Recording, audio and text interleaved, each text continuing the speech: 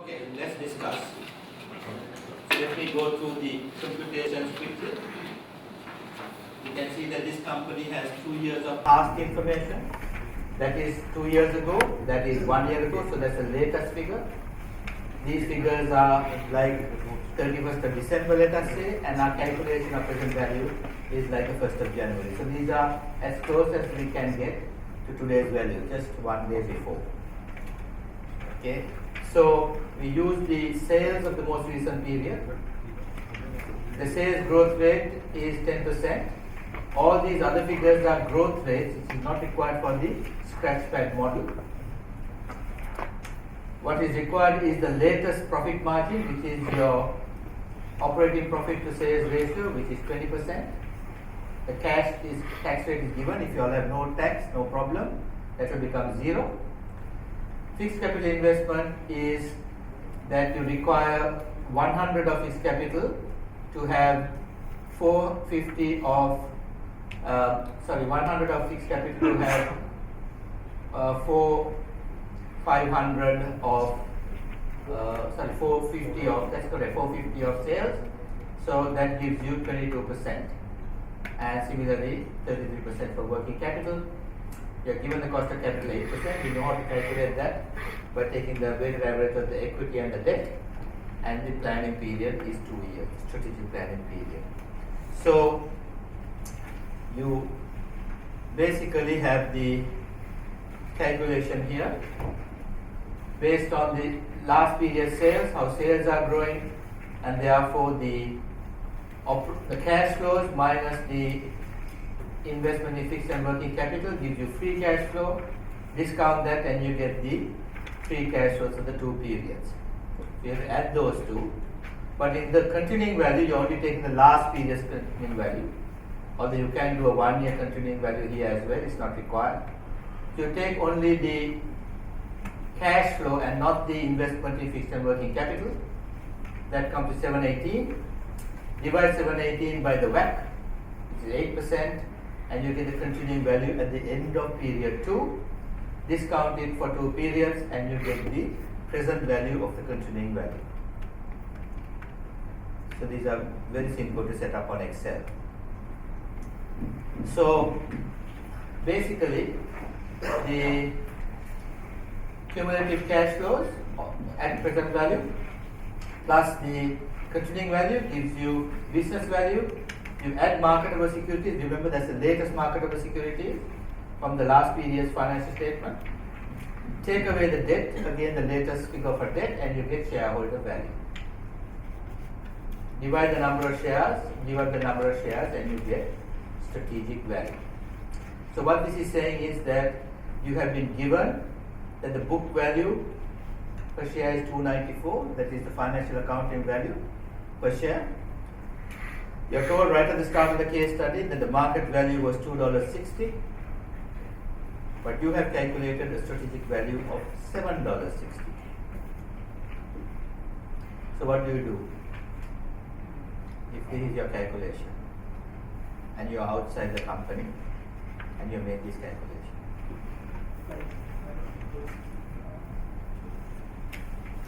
Okay, so I heard the word buy.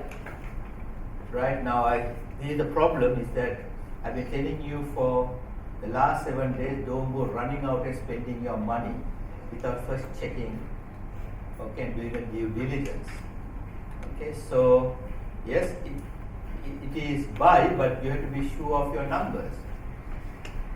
Okay, so what you would need to do is to go and look at your scratchpad model a little bit more clearly.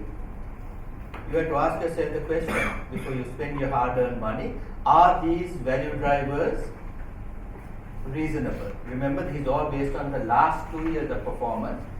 Do they apply to the future?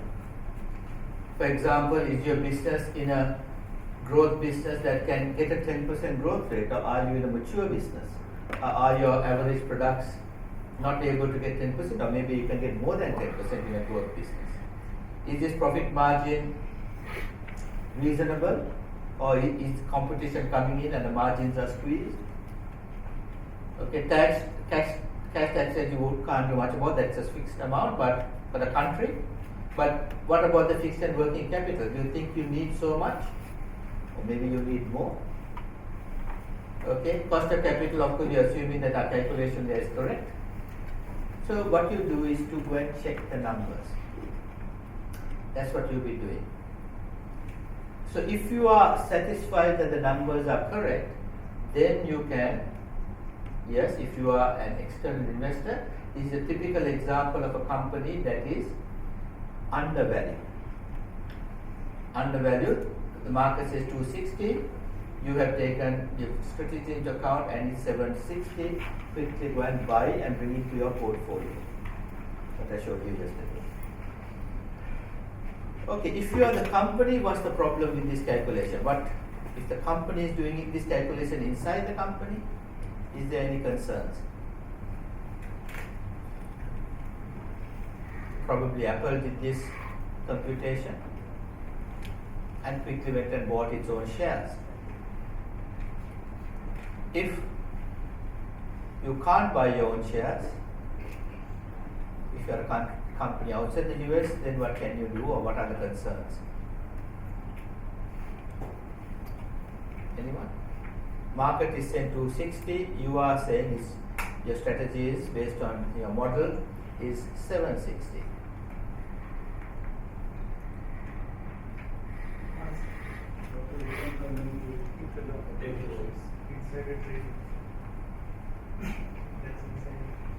What? To get another company? No, these are listed companies. They are listed companies, so all this information will be available. But what do you want that to happen? Do you want another company to take you over? In fact, it's quite the opposite. You are a target for a takeover. Okay? Someone else is also doing these computations and sees an opportunity here. Okay? You can't buy your own shares, but a predator can buy your shares. Okay, so this is a very, very dangerous situation for you because you are a target for a takeover. And this is exactly what happened twice to Qantas.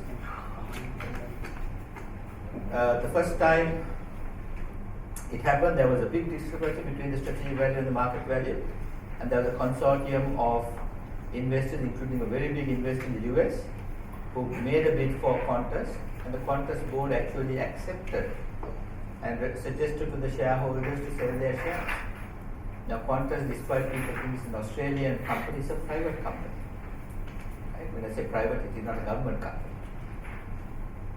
So, luckily for Qantas, the boards were looking at Qantas and protecting Qantas because the key investor from America got the time zones wrong, and instead of putting the final bid in Australian time, which is ahead of US time, waited until US time, and the Australian stock market says, sorry, the amount is over, there was not enough of a bid, and that was the end of that particular bid.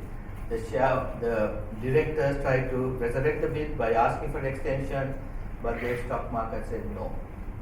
Okay, so Qantas was saved.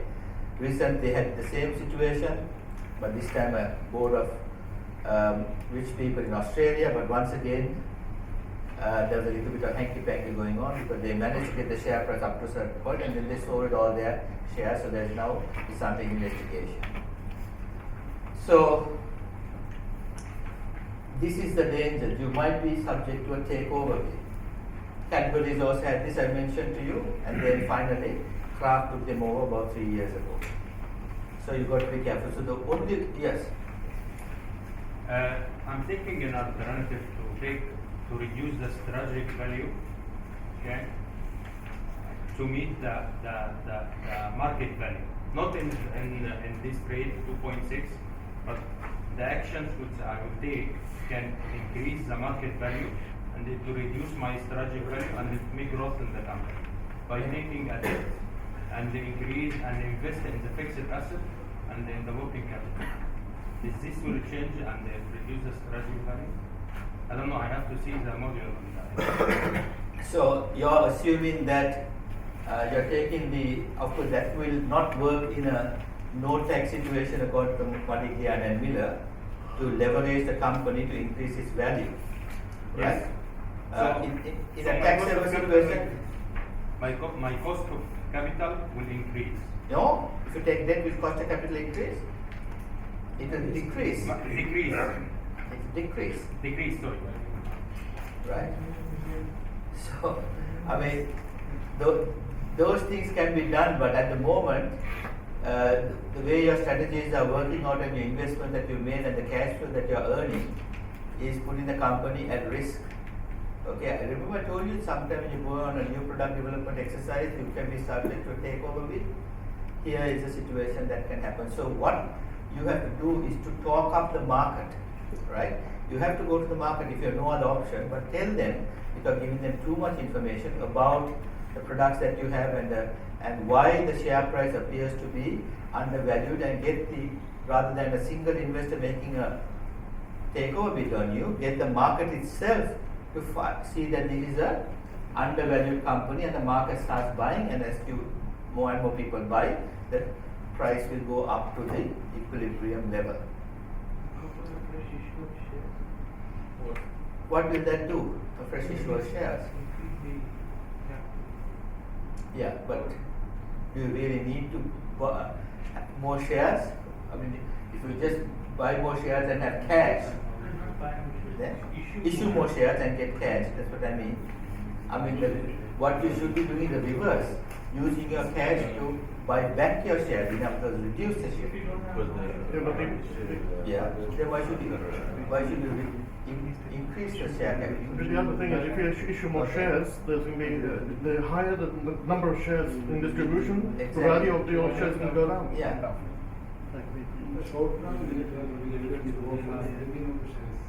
Splitting of the shares technically, mathematically should have no impact at all, but unless there is some sort of message that is being given that okay, so the splitting of the shares, if the message is that this company feels that it is good enough to do that, you might get slight premium on your split shares. I mean, if you split the shares technically, it should be only $1.30 per share. But if there's information contained in that, you might find that the market may give a little bit more for it, $1.50 or $2. So a little bit it might increase, but these are drastic measures. It's very far between the market and the strategy. Sorry? The splitting will increase the share value because No, usually it won't increase the share value. will increase the market value. Well, we don't know. There could be. Technically, it shouldn't. If you double the number of shares, the value will halve. But practically, this is happening. Right? Sorry? In the market, Yeah? usually when you split, okay, with the good news about the company, the share price is taking That's right. It is going up. the perception that will make that share price go up. But mathematically, double the shares, half the price. Spread rumors that you're going to declare dividends soon. Well, the earnings per share is really incorporates any dividend announcements. But yeah, it's a tough one if you are in a situation like this and you haven't taken the precautions to. I mean, these are good situations to be in, but you've got to be careful that you are not going to be a target for a takeover. But sometimes the board might accept a takeover and say you are a company trying to sell. If you're a private company, then this is very good news. So you can ask the buyer to pay more money for your company, right?